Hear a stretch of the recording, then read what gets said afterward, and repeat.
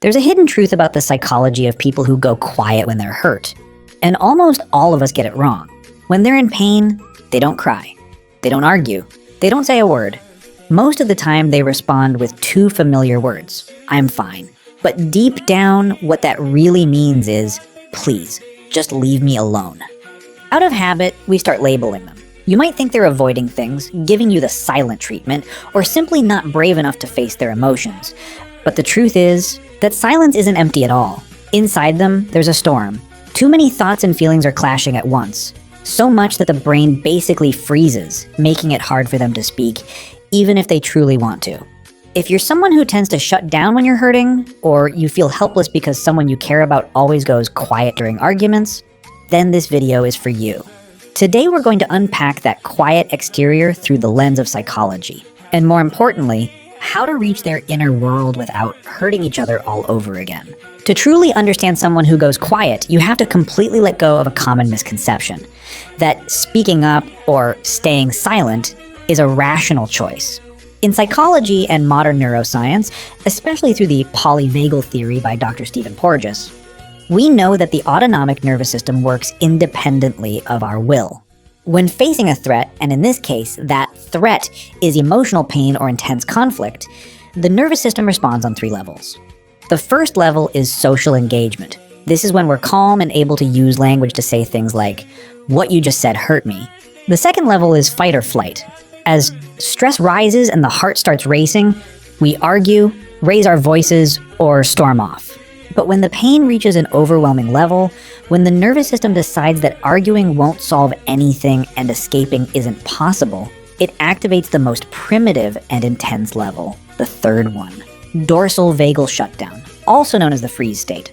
Imagine their body like an electronic device that's short-circuiting from too much current. To keep the system from completely burning out, the safety mechanism automatically shuts everything down. The silence you see is that exact moment the switch flips off. Physiologically, their heart rate drops. Their muscles tense up. Most importantly, the part of the brain responsible for logic and language, the prefrontal cortex, temporarily disconnects from the emotional centers, the amygdala. In simple terms, language gets locked. Even if there are thousands of thoughts screaming inside their head, they can't find the voice to turn those thoughts into words. So when you stand in front of them and push, asking, "Why aren't you saying anything? How long are you going to stay silent?" It's like asking someone with a broken leg to get up and run a marathon. Their silence isn't rejection. It's the most natural biological way to protect their core from falling apart. At that moment, they're using 100% of their energy just to hold themselves together against the force of an emotional storm. The nervous system doesn't just learn to freeze in response to pain overnight. It's a survival mechanism shaped over time. Many people assume the silence comes down to personality, but from a psychological perspective, it's often the result of one of 3 core causes. Cause 1, childhood wounds. No child is born choosing to hide their pain. Kids cry when they're hungry, yell when they're angry, and seek attention when they need it. Expression is instinctive. But psychologist John Bowlby, the founder of attachment theory, showed that how we handle pain as adults reflects how our early caregivers responded to us as children. If a child grows up in an environment where crying is seen as annoying, anger is punished, or sadness is ignored, their brain forms a harsh equation. Showing vulnerability equals losing love equals danger. To survive and avoid abandonment, that child teaches themselves to swallow their tears. They build a quiet fortress and hide inside it. Years later, when facing conflict in relationships, that inner child automatically flips the same switch. Disappearing is the only way to avoid getting hurt again. Cause 2, the shadow of toxic relationships. Many people learn to freeze after going through toxic relationships in adulthood. Imagine you once loved someone who used manipulation, like gaslighting, or constantly twisted your words. Every time you tried to express your feelings, they used your own words against you, turned the situation around, attacked you, or made you the one at fault. You explain, they pick it apart. You cry, they say you're playing the victim. After spending enough time in an environment where anything you say can and will be used against you, your nervous system adapts by shutting down communication. You choose silence not because you have nothing to say, but because you've learned a painful lesson.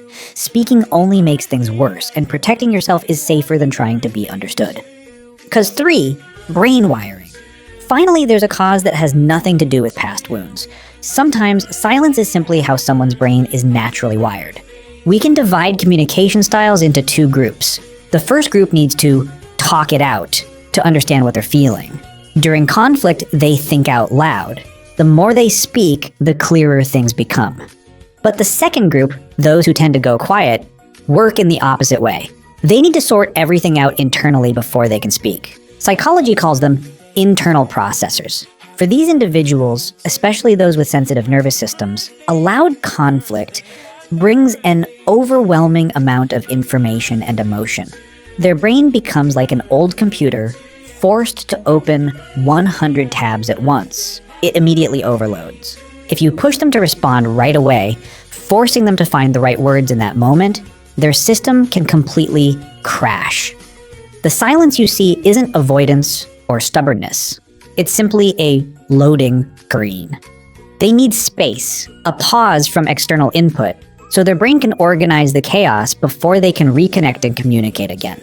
Whether it comes from childhood wounds, the aftermath of a toxic relationship, or simply how their brain is wired, one thing is always true: that silence is never empty. So what's really happening beneath that quiet surface? Let's break down 3 psychological truths that are silently unfolding inside them. Truth 1. Their silence is not empty. While the outside world may see them as a calm, almost cold, still lake, beneath that surface is an endless internal conversation. Neuroscientists call this the overactivation of the default mode network, DMN, in the brain. This is the system responsible for self-reflection and predicting the future. When an argument happens, they don't switch off or stop caring like we often assume. In fact, their mind is working at an intensity most people rarely experience. In that deep silence, thousands of questions are colliding at once. Was it my fault? What did I say wrong? What did they mean by that word? If I speak now, will it make things worse? They replay the conversation over and over, dissecting every tiny detail. They're not avoiding the situation. They're stuck in an analysis maze with no clear way out through words. Truth 2, they use silence to protect the relationship. Everyone has a psychological space called the window of tolerance, a concept by Dr. Dan Siegel that describes the state where we can function and communicate normally.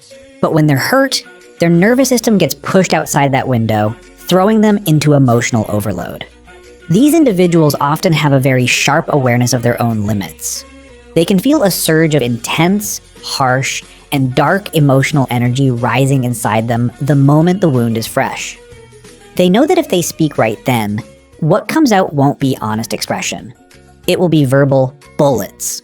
The harshest, most damaging words they know could leave permanent scars on the other person. So they choose to stay silent, holding the storm inside to keep it from spilling out and hurting the people they care about. The silence we often see as an attack is actually the strongest shield they have to protect the relationship. Truth 3, the more you push, the more they freeze. And perhaps the most tragic part is what happens when this silence meets external pressure, creating a kind of psychological chase. You've probably seen this before. One person follows the other from room to room, asking over and over, "Why aren't you saying anything? This is disrespectful." But what they don't realize is that for someone who's hurt, each demand feels like trying to force a drowning person to sing. It doesn't help them speak. It pushes their nervous system deeper into a survival freeze state. The pressure to talk right now ends up confirming their worst childhood belief, that their emotions are a burden, and they don't have the right to process pain in their own way. In the end, if they're pushed far enough, they might say something, but it's usually not the truth. It's just something to escape the pressure, cutting off any real connection before it even has a chance to begin.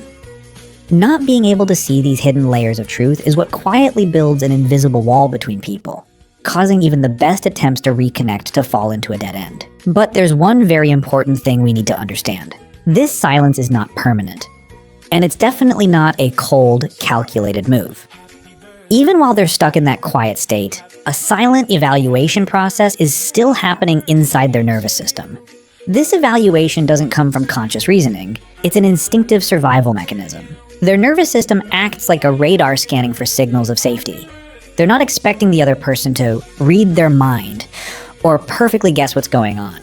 What they truly need in that moment is acceptance, that the other person can allow them to be silent while they process the overload without judgment or anger.